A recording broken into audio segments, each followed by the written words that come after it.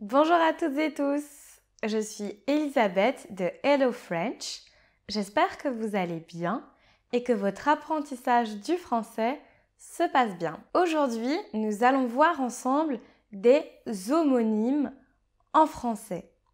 Donc ce sont des mots qui se prononcent de la même manière, parfois même qui s'écrivent de la même manière, donc de manière identique, mais qui ont des sens différents. Donc ces mots, ils veulent dire des choses différentes, même si on les entend pareil.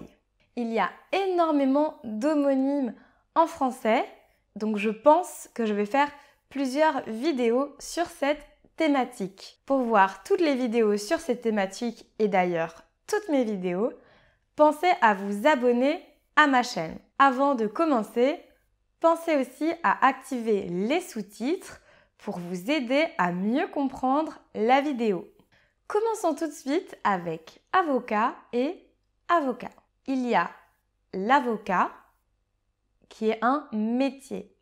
Donc c'est une personne qui peut vous aider quand vous avez des problèmes juridiques ou avec la justice. Donc par exemple, je peux dire « Je vais divorcer, je cherche donc un avocat ».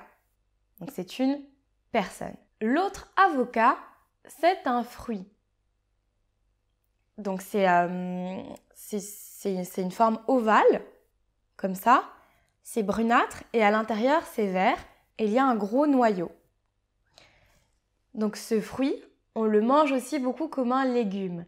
Donc par exemple, je pourrais dire « Ce midi, j'ai mangé une salade avec des tomates, des oignons, de la feta et de l'avocat ». Voyons maintenant 3 mots qui se prononcent de la même manière, mais qui ont des significations, des sens différents. Mur, mur et mur. Alors le premier mur, donc c'est celui qu'on retrouve par exemple dans les maisons. Donc il y a le mur et le sol. Donc c'est ce qui va séparer des pièces. Ensuite, il y a les mûres qui sont des fruits. Donc c'est des petits fruits comme ça qui ressemblent à des framboises mais noires. Par exemple, je peux dire « J'ai mis de la confiture de mûre sur mon pain ». Enfin, il y a « mûr » qu'on utilise comme un adjectif. Donc un adjectif, c'est un mot qu'on va utiliser pour qualifier quelque chose ou quelqu'un. Donc l'adjectif mûr, ça signifie que quelque chose est prêt. Donc souvent on l'utilise pour un fruit. Donc par exemple, je peux dire « Cette pêche est mûre, je peux la manger ». Voyons maintenant vin et vin. Il y a le vin qui est une boisson alcoolisée à base de raisin. Donc en France, on fait énormément de vin. Il y a le vin blanc, le vin rouge, le rosé. Donc je peux dire « Je vais prendre un verre de vin, s'il vous plaît ». Ensuite, il y a le vin. Donc par exemple, je pourrais dire « Hier, j'avais 19 ans. Aujourd'hui, c'est mon anniversaire. J'ai 20 ans. » Voyons maintenant compte, compte et compte. Donc ici, c'est 3 mots qui se prononcent de la même manière, mais qui ont des significations différentes. Alors, le premier compte, c'est le compte en banque. Donc, c'est un endroit où on va mettre son argent. Donc, par exemple, je pourrais dire « J'ai ouvert un compte dans une nouvelle banque » ou « Je viens de retirer 50 € de mon compte ». On utilise aussi compte dans ce sens-là, par exemple pour dire « je fais les comptes ». Donc pour dire vous regardez où vous en êtes dans votre argent. Pour dire je fais les comptes pour voir ce qu'il me reste comme argent pour la fin du mois. Ou par exemple au restaurant pour diviser les parts de chacun, savoir ce que chacun doit comme argent. je peux dire je fais les comptes. Donc Coralie, tu dois 20 €. Jonathan, tu dois 12 €. Ensuite, il y a le conte qu'on raconte. C'est une histoire, c'est un récit. Donc par exemple, je pourrais dire je raconte le conte du petit chaperon rouge à ma fille avant d'aller dormir. Donc je lui raconte cette histoire. Enfin, il y a le comte qui est le mari de la comtesse. Donc quand on parle du comte, c'est un titre de noblesse, un peu comme un duc ou un prince. D'ailleurs, peut-être que vous connaissez le Comte de Monte Cristo d'Alexandre Dumas. Donc, c'est un livre qui parle d'un conte. Voyons maintenant le chant et le chant. Alors, le premier chant, c'est une chanson. Donc, c'est un air que l'on va chanter. Par exemple, je pourrais dire « I wish you a Merry Christmas » est un chant de Noël. On le chante chaque année pour les fêtes de fin d'année. Ensuite, il y a le chant qu'on cultive. Donc, on va faire pousser des choses. Par exemple, on peut avoir un champ de blé, un champ de pommes de terre, un champ de poivrons. Voyons maintenant 100, 100 et 100. Alors, le premier 100, donc par exemple, si je dis je vais compter jusque 100, 95, 96, 97, 98, 99 et 100. Je pourrais aussi dire j'aimerais vivre jusqu'à 100 ans. Ensuite, il y a le sang qui coule dans nos veines. Donc le sang, c'est le liquide rouge qui coule dans notre corps. Donc par exemple, je pourrais dire j'ai donné mon sang à la Croix-Rouge. Enfin, il y a le sang qu'on utilise pour dire pas. Donc c'est une manière de marquer l'absence de quelque chose. Par exemple, je pourrais dire je bois mon café sans sucre. Donc c'est l'opposé de avec. Donc je bois mon café avec du sucre, donc j'en mets. Et je bois mon café sans sucre, je ne mets pas de sucre. Voyons maintenant amande et amande. Alors, la première amande, c'est un fruit, donc un fruit même sec, donc qui est petit comme ça et brunâtre, qu'on mange comme des noix de cajou, des noix de pécan, des pistaches. Donc, par exemple, je pourrais dire les amandes sont des fruits secs très bons pour la santé, pleins de bonnes graisses pour le corps. Donc en France, on cuisine aussi beaucoup de choses avec des amandes. Par exemple, le massepain, qui est de la pâte d'amande, ou encore la galette des rois. L'autre amande est beaucoup moins bonne. Donc quand on reçoit une amende, c'est qu'on va devoir payer quelque chose parce qu'on a fait une infraction, parce qu'on n'a pas respecté quelque chose. Par exemple, je pourrais dire « J'ai reçu une amende parce que j'ai fait un excès de vitesse avec ma voiture. » Ou encore « J'ai reçu 135 € d'amende parce que je ne portais pas le masque dans le métro. » Voyons maintenant auteur et auteur. Alors, le premier auteur, c'est celui qui écrit un livre. Donc, c'est un écrivain. Par exemple, je pourrais dire William Shakespeare est l'auteur de la pièce de théâtre Roméo et Juliette. C'est lui qui l'a écrit. L'autre mot auteur, on l'utilise pour parler de la taille de quelque chose ou de quelqu'un. Par exemple, je pourrais dire ce mur fait 3 mètres de hauteur. Il y a aussi un sport qui s'appelle le saut en hauteur. C'est une discipline olympique, c'est de l'athlétisme. Donc ça consiste à sauter au-dessus d'une barre et en fait, on va remettre sans cesse cette barre à une hauteur supérieure et le but, évidemment, c'est de sauter le plus haut possible. Voyons maintenant porc et porc.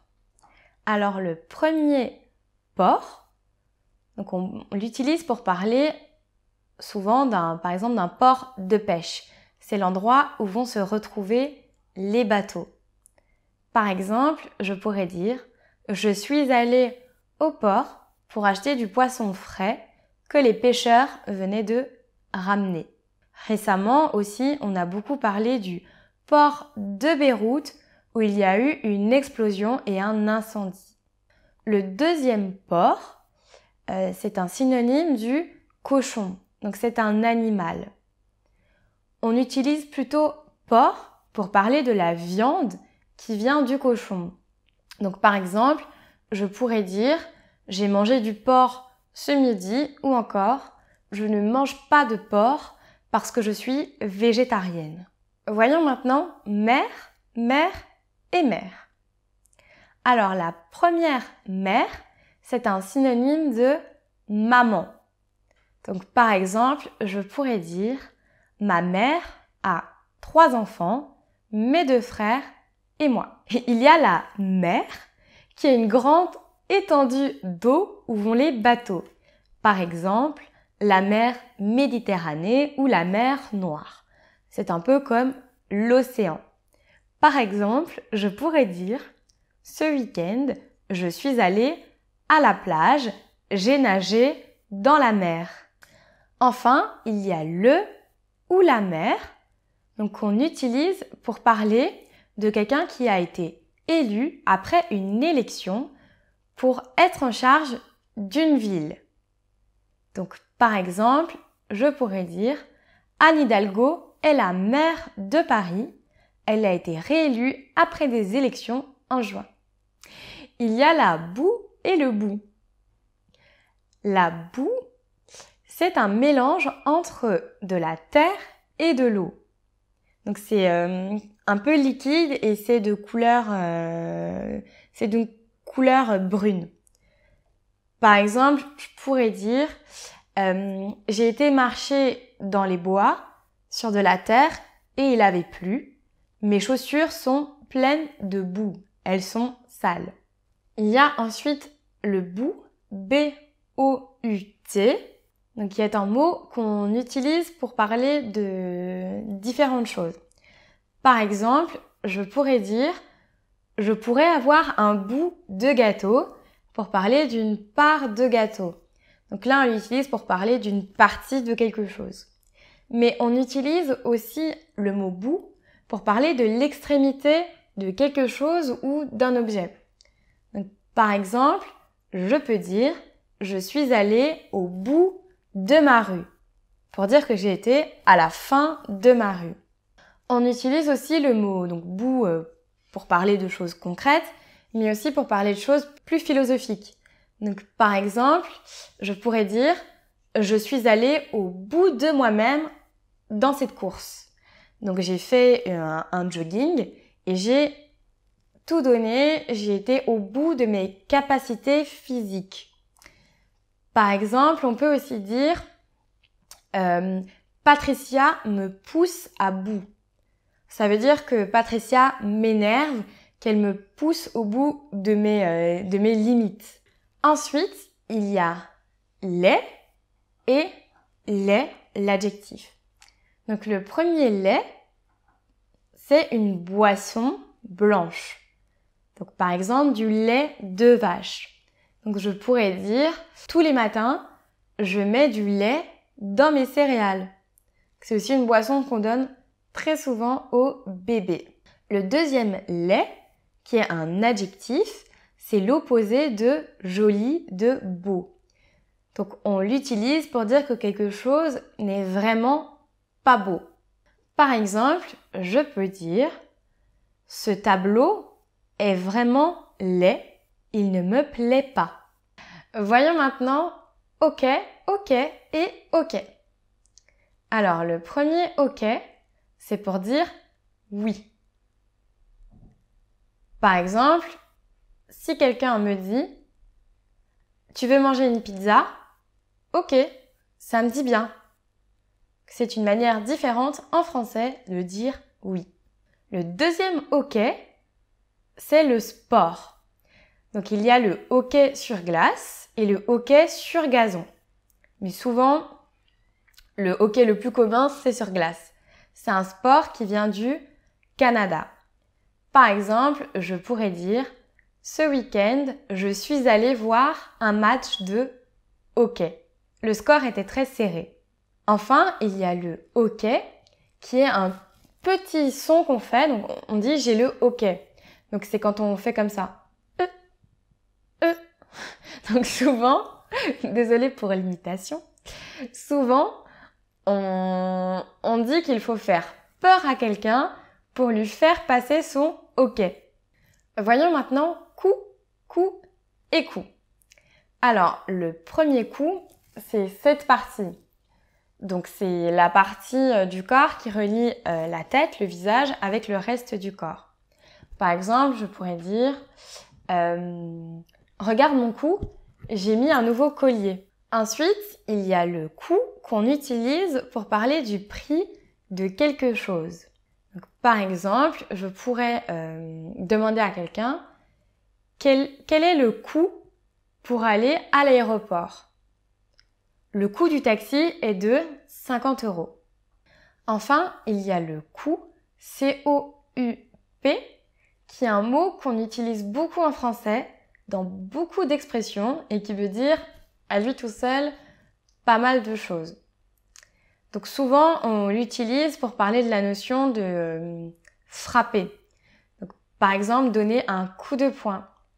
Ou encore, donner un coup de pied dans la balle quand on joue au foot. Je pense que je vais faire une vidéo consacrée à ce mot coup parce que, comme je vous disais, il y a vraiment beaucoup d'expressions qu'on utilise comme coup de soleil, coup de cœur. Il y en a vraiment beaucoup. Enfin, le dernier homonyme que nous allons voir aujourd'hui, c'est faim et faim. Le premier faim, c'est quand on a besoin ou envie de manger. Donc on sent dans notre ventre qu'on doit manger de la nourriture. Par exemple, je pourrais dire « J'ai trop faim, je pourrais manger 2 pizzas ». Ou encore « J'ai super faim, je n'ai pas petit déjeuner ». L'autre fin, c'est pour parler de quelque chose qui se termine. Par exemple, ici je pourrais vous dire « Nous sommes arrivés à la fin de la vidéo ». J'espère que cette vidéo vous a plu, que vous avez appris de nouvelles choses. Si c'est le cas, pensez à mettre un like et surtout abonnez-vous à la chaîne pour voir de nouvelles vidéos et apprendre plus de choses en français. À très bientôt!